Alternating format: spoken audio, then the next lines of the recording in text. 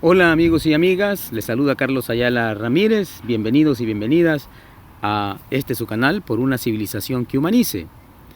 Qué bueno es volver a encontrarnos con ustedes y darle continuidad, digamos, a los diferentes temas que están vinculados a este aspecto de civilización que humanice, ¿no? Acuérdense que ese es nuestro hilo conductor, ¿no? El ir pues mostrando ideas, textos, contextos que nos ayuden a humanizarnos.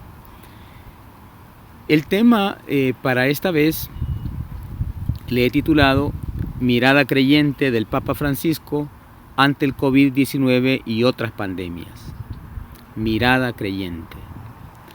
Porque, bueno, ustedes saben que uno puede tener una lectura, una mirada sobre el COVID y otras pandemias desde diferentes enfoques, ¿verdad? Enfoques médicos, enfoques económicos, enfoques sociales, pero a veces no le damos tanta importancia al enfoque, a la lectura cristiana de la crisis, en este caso de la pandemia, ¿no? Y por eso pues creo yo que es bueno que pensemos, que dediquemos un momento a reflexionar sobre qué puede aportar nuestra fe cristiana frente a estas pandemias, ¿no? Tanto las pandemias evidentes como la del COVID-19, que es obvia, ya vamos a cumplir un año de que se decretó que era pandemia, ¿no? Entonces se hizo, digamos, obvio que era una pandemia ante la cual había que reaccionar con prontitud y con inteligencia. Pero hay, digamos, otras pandemias que no son tan evidentes, ¿verdad? Piensen ustedes, y el Papa Francisco lo ha expresado así también, ¿no? La pandemia de la violencia, por ejemplo, ¿no? No la conceptuamos como una pandemia, sino que la vemos como un problema que está allí, que a lo mejor pues no se sabe ni cuándo terminará, de cuáles son sus causas, ¿no? Se mira como algo ya natural, ya normal, digamos. Entonces ya cuando las cosas se miran normales ya no hay que tener una actitud activa para enfrentarlas, sino más bien pasiva, ¿verdad? Bueno, por lo que el Papa nos ha enseñado, por los gestos del Papa que acaba de estar en Irak, ¿verdad? En ese buscar encuentros. En la encíclica Fratelli Tutti, el Papa ha hablado de la necesidad de cultivar y de desarrollar una cultura del encuentro, ¿no? La cultura que nos lleve a más fraternidad o a la fraternidad. Bueno, ese viaje tiene mucho de eso, ¿no? Pero no es eso lo que yo quisiera abordar ahora, sino, como lo dije antes, la mirada creyente del Papa. Es decir, cómo el Papa, desde su fe cristiana, interpreta, hace una lectura de la crisis.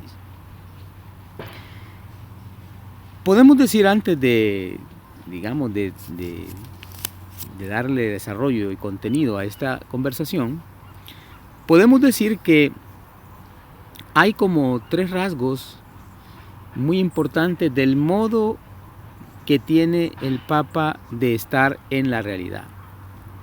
Porque hay modos de estar en la realidad, ¿verdad? ¿No? Uno puede estar en la realidad de manera consciente o de manera inconsciente, de manera pasiva o de manera activa, de manera indiferente o de manera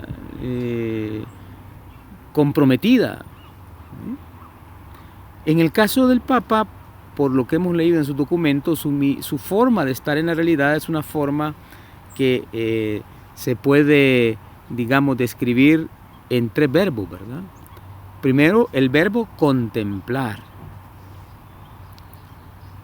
Contemplar la realidad. Un contemplar que no es simplemente ver. Contemplar significa tener una cierta fineza, digamos, una cierta agudeza para ver la realidad. La contemplación supone sentidos muy despiertos. La contemplación no es una actitud pasiva. Es una actitud muy activa.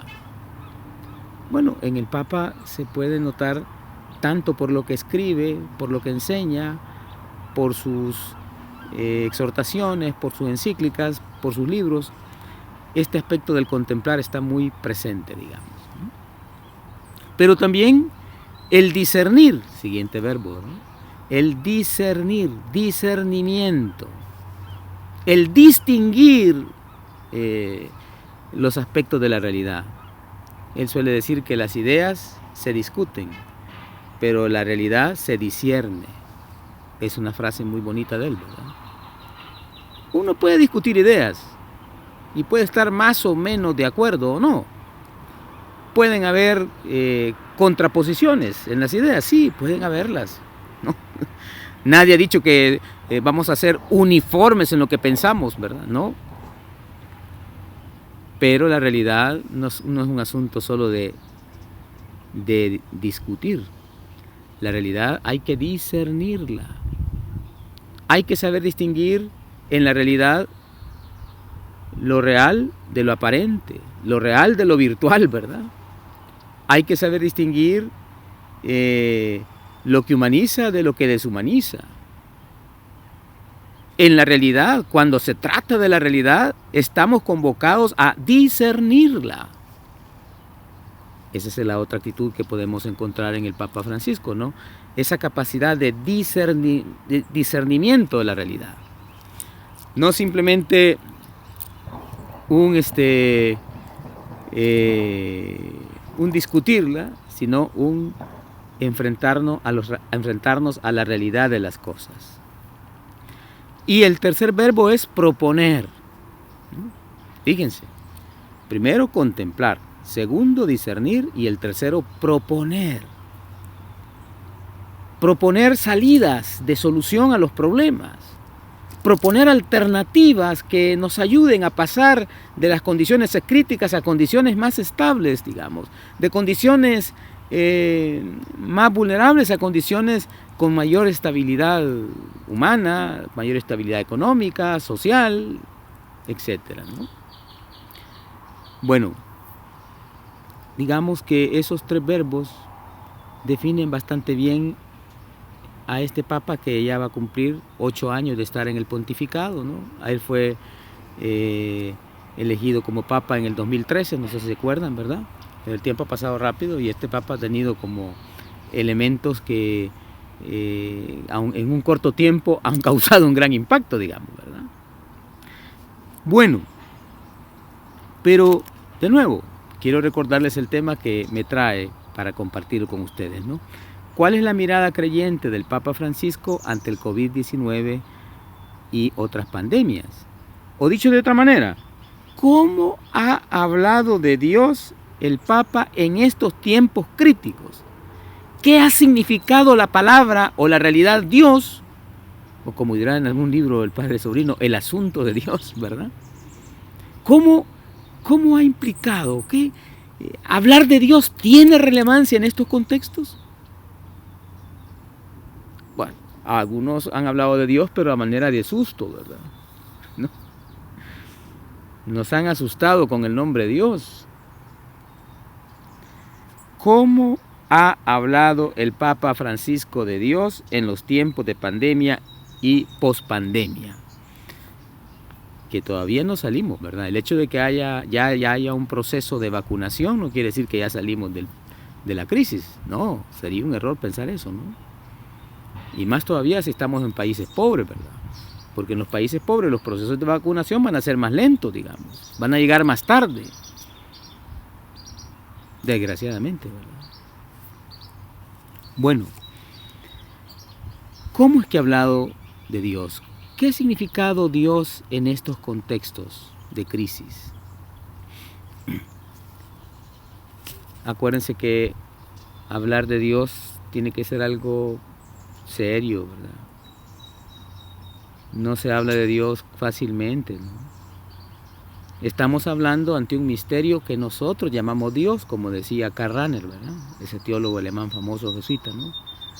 Decía, el misterio que nosotros llamamos Dios.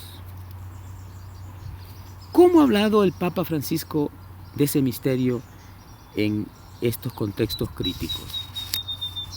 Bueno, vamos a mencionar 3 ideas sobre este tema, ¿no? Espero que si no las desarrollamos en esta sesión, podamos tener otra para darle continuidad. Hay 3 cosas que ha hablado el Papa sobre Dios que nos interesan a todos, no solamente a los creyentes, digamos, sino a todo ser humano que tome en serio estos temas, digamos, ¿verdad? En primer lugar, el Papa Francisco nos ha comunicado una imagen sana de Dios. Este es un aspecto que ya lo hemos dicho, pero es necesario insistir en ello, ¿no? El Papa, en estos contextos de crisis, nos ha comunicado una imagen sana de Dios. Una imagen que es contraria al Dios del miedo. Porque en estos contextos hay quienes han difundido un Dios del miedo. Es decir, ese Dios al que se le atribuyen las durezas terribles de la vida, como castigo suyo, ¿no?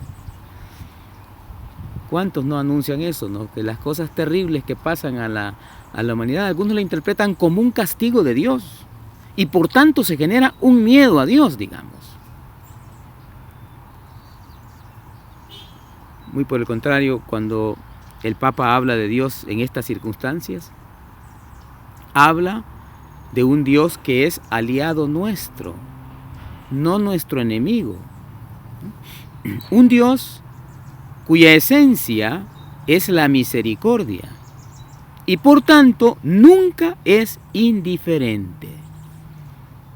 El Papa dice, Dios sabe, siente y viene corriendo a buscarnos, sale a nuestro encuentro. Esa es la conceptuación de Dios que tiene el Papa, esa es la experiencia de Dios que tiene el Papa Francisco, digamos, de un Dios que no es indiferente, no le es indiferente el sufrimiento humano, al contrario, es un Dios que siente, ¿no? Que sabe, que viene a buscarnos, que viene a auxiliarnos, que viene a nuestro encuentro.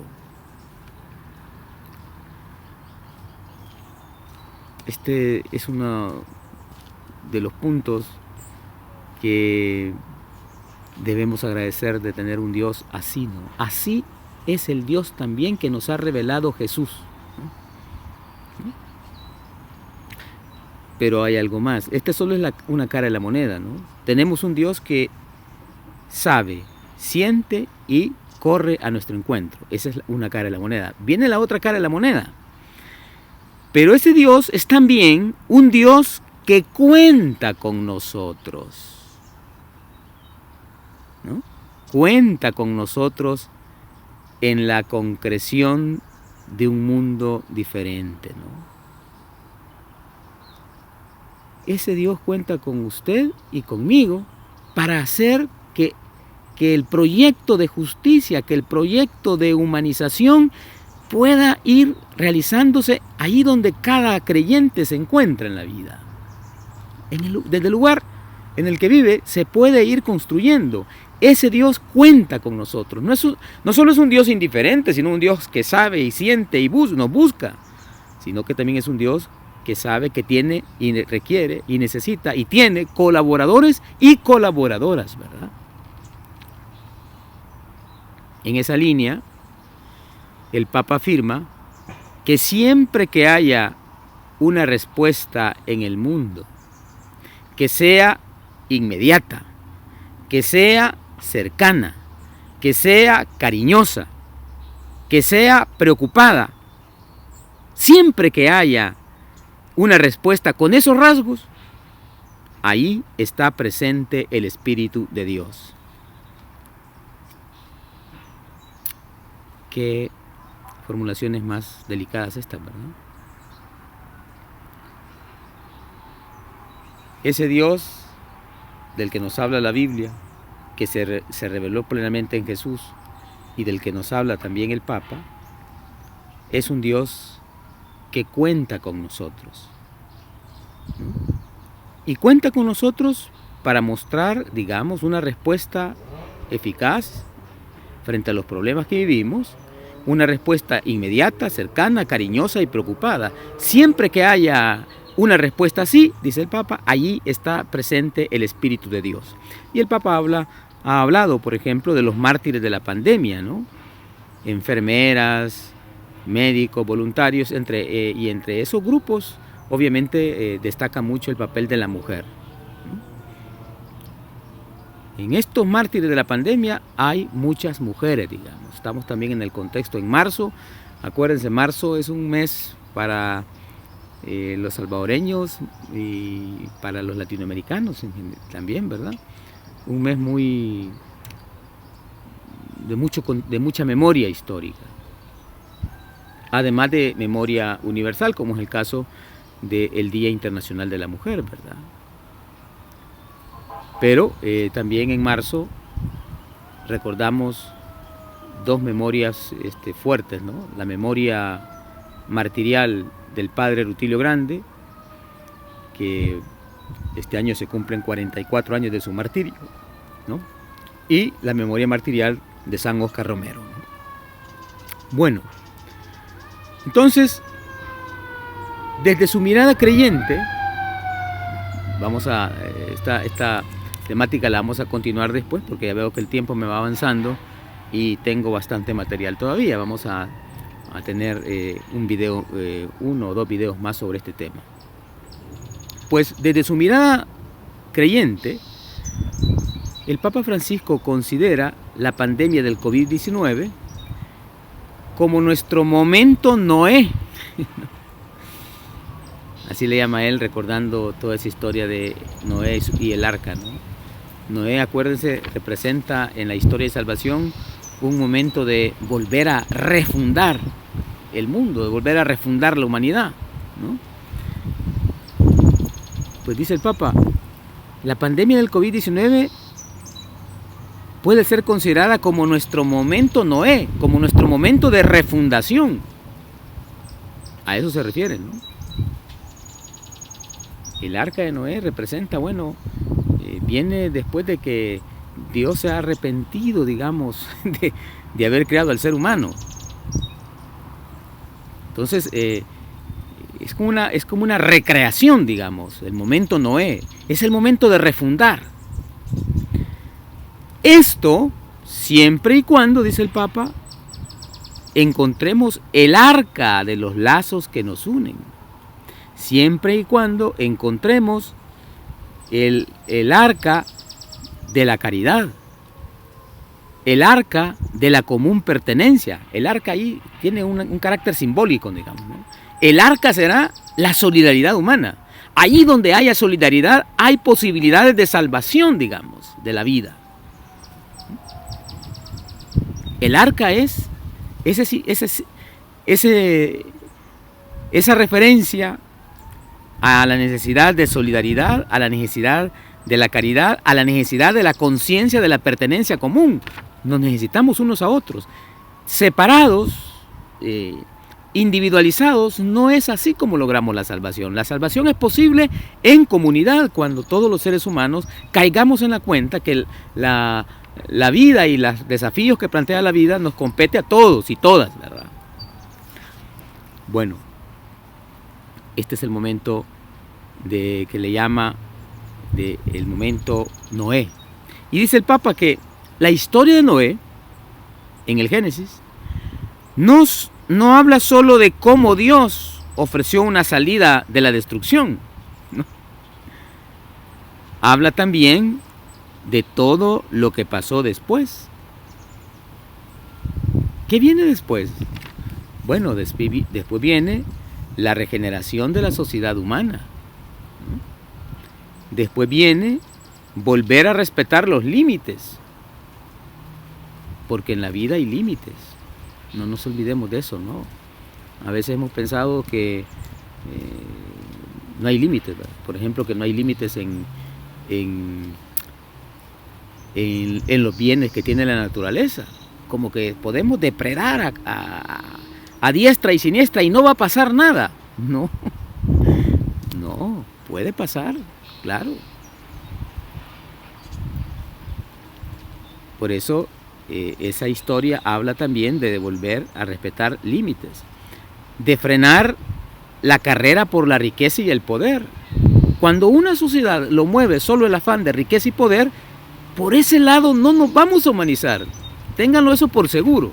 No vamos a ser mejores cuando el motor de la historia, el motor de nuestras motivaciones es la carrera por el poder y la riqueza. Cuando eso es todo lo que da sentido a la vida de muchos, esa dinámica es peligrosa para todos los seres humanos. No solamente para aquellos que hacen de eso su último fin, sino para todos los seres humanos. Por eso el momento Noé pasa por frenar la carrera por la riqueza y el poder, pero también pasa por cuidar de aquellos que viven en la periferia. Todo esto se deriva, amigos y amigas, de esa imagen de Dios cuya nota esencial es la misericordia. Ese Dios que es misericordia espera de nosotros también misericordia. Ese Dios que sale al encuentro de nosotros espera que también entre nosotros salgamos al encuentro ayudándonos unos a otros también, ¿no?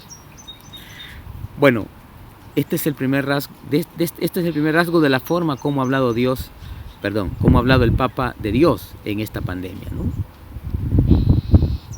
Este es un primer elemento que no solamente se queda en lo conceptual, sino que pasa a el compromiso de vida, ¿no? El Papa nos ha comunicado una imagen de Dios contraria al Dios del miedo, pero nos ha comunicado una imagen de Dios que se preocupa de sus hijos e hijas, pero que también espera de cada uno de nosotros esa capacidad de refundarnos como persona y refundarnos como sociedad y refundarnos como humanidad. Esa es la primera nota, el primer rasgo. Pero ya el tiempo de esta sesión se nos terminó. Quiero agradecer el que pues le dediquen un tiempo a ver y a oír estos videos. A aquellos que tengan la voluntad de suscribirse o de inscribirse en el canal, pues pueden hacerlo, ¿verdad? Se los voy a agradecer.